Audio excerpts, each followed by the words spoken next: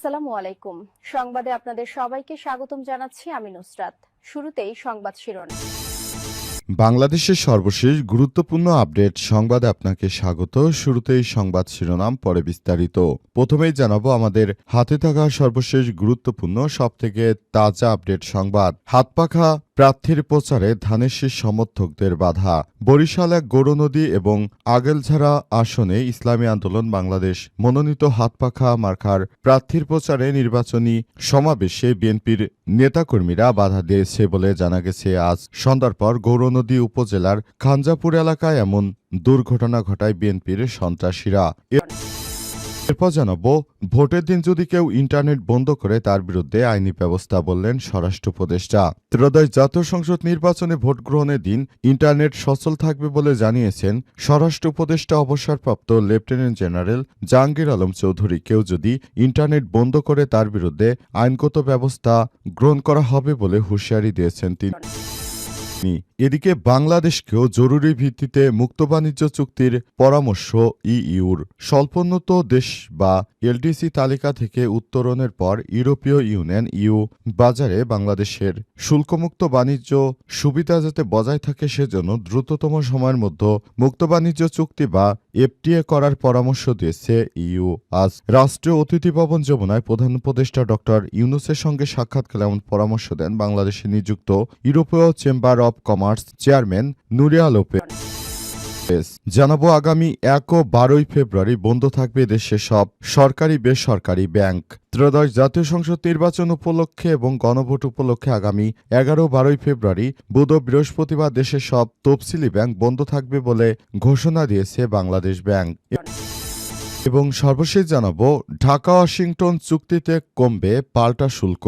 Dhaka Washington বাণিজ্য চুক্তির আওতায় যুক্তরাষ্ট্রে বাংলাদেশি পণ্যের উপর আরোপিত বিদ্যমান ২০% পাল্টা শুল্ক আরও কমবে বলে জানিয়েছে বাণিজ্য সচিব মাহবুবুর রহমান। তিনি বলেছেন, আমরা এমনভাবে চুক্তি করছি যাতে করে যুক্তরাষ্ট্রের সঙ্গে আমাদের যে ধরনের চুক্তি রয়েছে সেই চুক্তির আওতায় আমরা যেন খুবই ভালোভাবে সবকিছু করতে পারি, সেই ব্যবস্থাই গ্রহণ করা হচ্ছে বলে জানিয়েছে তারা মনে করে আগামী জাতীয় সংসদ নির্বাচনের আগেই এই ধরনের চুক্তি করা হচ্ছে।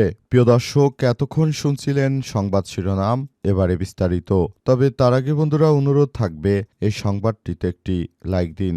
এই চ্যানেলে আপনি নতুন হয়ে থাকলে আমাদের সংবাদটি দেখতে দেখতে চ্যানেলটি সাবস্ক্রাইব করে রাখুন। কমেন্ট করে বন্ধুরা আপনার মূল্যবান মতামত জানিয়ে দিন আপনি বিশ্বের কোন দেশ থেকে বা বাংলাদেশের কোন স্থান থেকে আমাদের সংবাদটি দেখছেন এবং শুনছেন। আর বন্ধুরা, এই সংবাদটি আপনার সোশ্যাল মিডিয়া ফেসবুকে শেয়ার করে বন্ধুদেরও দেখার সুযোগ করে দিন। আগামী জাতীয় সংসদ নির্বাচনে আপনি কোন দলকে ভোট দিবেন, জামাত নাকি বিএনপি নাকি এনসিপি, কমেন্ট করে পুরো বিশ্বকে জানিয়ে দিন।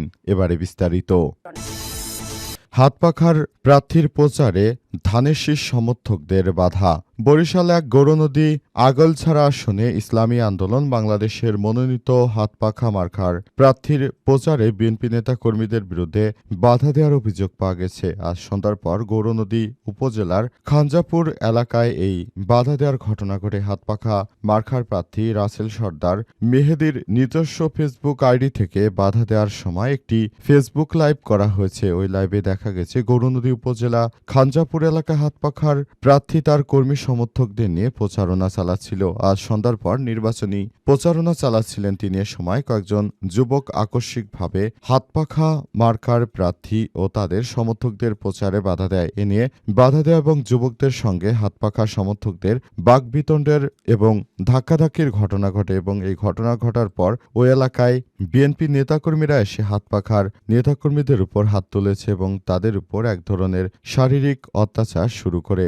এই ধরনের ঘটনা ঘটার পর আসলে সেখানে একরকম বিশৃঙ্খল পরিবেশ সৃষ্টি হয় এবং অবশেষে এই বিশৃঙ্খল পরিবেশ থেকে সবাইকে উদ্ধার করতে সেনাবাহিনীর সদস্যরা সেখানে চলে আসে। অবশেষে বিএনপির এই চাঁদাবাজ ও সন্ত্রাসীদের হাত থেকে ইসলামী আন্দোলন বাংলাদেশের নেতাকর্মীরা রক্ষা পায় এবং তারা রক্ষা পেয়ে সেখান থেকে চলে এসেছে। বর্তমানে সেই জায়গায় থমথমে অবস্থা বিরাজ করছে। ভোটের দিন ইন্টারনেট বন্ধ করলে আইনি ব্যবস্থা গ্রহণ করা হবে বললেন স্বরাষ্ট্র উপদেষ্টা। ত্রয়োদশ জাতীয় সংসদ নির্বাচনে কেউ যদি ইন্টারনেট বন্ধ করে দেয় কিংবা মানুষের কোনো মৌলিক অধিকার তারা হরণ করতে চায়, যেটা বিগত ফ্যাসিস্ট সরকার করেছিল, আমরা বলতে চাই এই ধরনের অনাকাঙ্ক্ষিত ঘটনা কেউ যদি ঘটানোর সিদ্ধান্ত গ্রহণ করে তাহলে তার বিরুদ্ধে যথাযথ আইনগত ব্যবস্থা গ্রহণ করা হবে বলে জানিয়েছেন স্বরাষ্ট্র উপদেষ্টা লেফটেন্যান্ট জেনারেল জাহাঙ্গীর আলম চৌধুরী। তিনি আরও বলেন, আমরা এই ধরনের কোনো কর্মকাণ্ড চাই না যেখানে নানাবিধ সমস্যা আসতে পারে। আমরা বলতে চাই আগামী জাতীয় সংসদ নির্বাচন সবথেকে সুষ্ঠু সুন্দর করতে আমরা বদ্ধপরিকর। স্বরাষ্ট্র উপদেষ্টা আরও জানিয়েছেন যে বাংলাদেশের প্রতিটি মানুষ এখন অনেক বেশি সচেতন। আশা করছি তারা দেখে শুনে বুঝে এবার ভোট দিবে।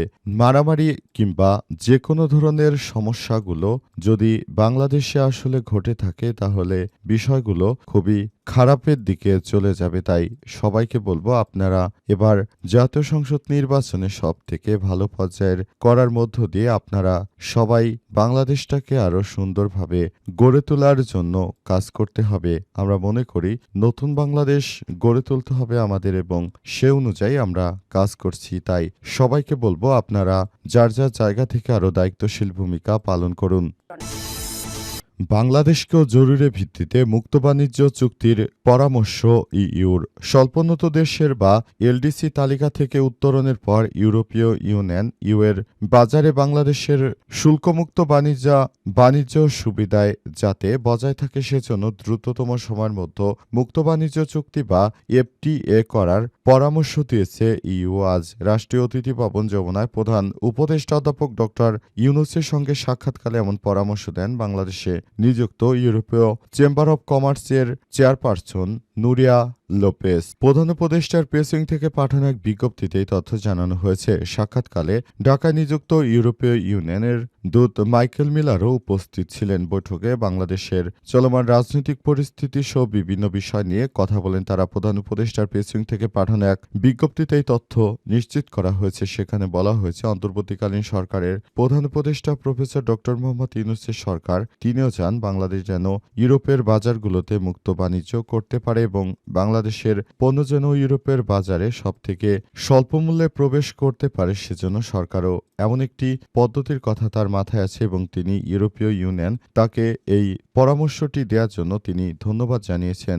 অন্তর্বর্তীকালীন সরকারের প্রধান উপদেষ্টা মনে করেন এমন একটি সুযোগ তিনি হাতছাড়া করতে চান না। তিনি এই সুযোগটাকে কাজে লাগিয়ে বাংলাদেশের পণ্যগুলোকে তিনি দ্রুততার সঙ্গে বিশ্ববাজারে পৌঁছে দিতে চান এবং সে অনুযায়ী তিনি কাজ করতে চান। সেজন্য অন্তর্বর্তীকালীন সরকারের প্রধান উপদেষ্টা ইতিমধ্যেই কাজ শুরু করে দিয়েছেন এবং তিনি মনে করেন এবারের জাতীয় সংসদ নির্বাচনের আগেই মূলত এই চুক্তিটি করে যেতে চান এবং যাতে করে ভবিষ্যতে বাংলাদেশ এই চুক্তি করতে হলে এবং এই চুক্তির মধ্য দিয়ে বাংলাদেশ যাতে লাভবান হতে পারে এমন একটি বিষয়ের কথা তিনি ভাবছেন বলে জানিয়েছেন অন্তর্বর্তীকালীন সরকারের প্রধান উপদেষ্টা প্রফেসর ড মোহাম্মদ ইউনূসের সরকার। সে অনুযায়ী ইতিমধ্যেই তিনি সেভাবে কাজ করছেন বলে সরকারের পক্ষ থেকে নিশ্চিত করা হয়েছে।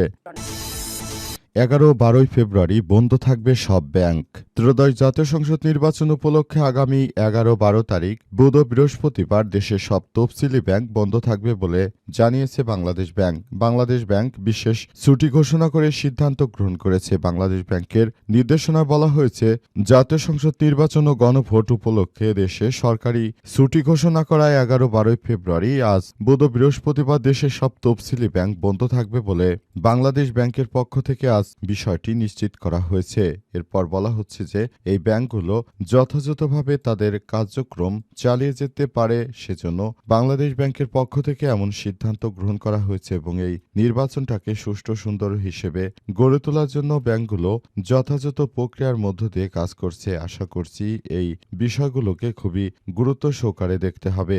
অন্তর্বর্তীকালীন সরকারের প্রধান উপদেষ্টা প্রফেসর ড মোহাম্মদ ইউনূসের সরকার যে নতুন বাংলাদেশ গড়ে গড়ে তুলতে চান, সেই বাংলাদেশটাকে সুন্দরভাবে গড়ে তোলার মধ্য দিয়ে আরও বেশি দায়িত্বশীল ভূমিকা পালন করতে হবে বলে বলা হচ্ছে। পুরো বাংলাদেশের মানুষ এখন তাদের দিকে তাকিয়ে আছে। আগামী জাতীয় সংসদ নির্বাচনে বাংলাদেশের মানুষ এই বিষয়গুলোকে খুবই গুরুত্ব সহকারে দেখছে এবং এই নির্বাচনটাকে সুষ্ঠু সুন্দর করার ক্ষেত্রে তারাও ভূমিকা রাখতে চায়। সেজন্য ব্যাংকের কর্মকর্তা কর্মচারীরা আগামী জাতীয় সংসদ নির্বাচনে ভূমিকা রাখতে চলেছে বলে বাংলাদেশ ব্যাংকের নির্দেশনায়ও বলা হয়েছে। তারা বিভিন্ন জায়গায় কাজ করবে এবং কাজ করার মধ্য দিয়ে তারা মূলত সবকিছু দেখভাল করতে চায়।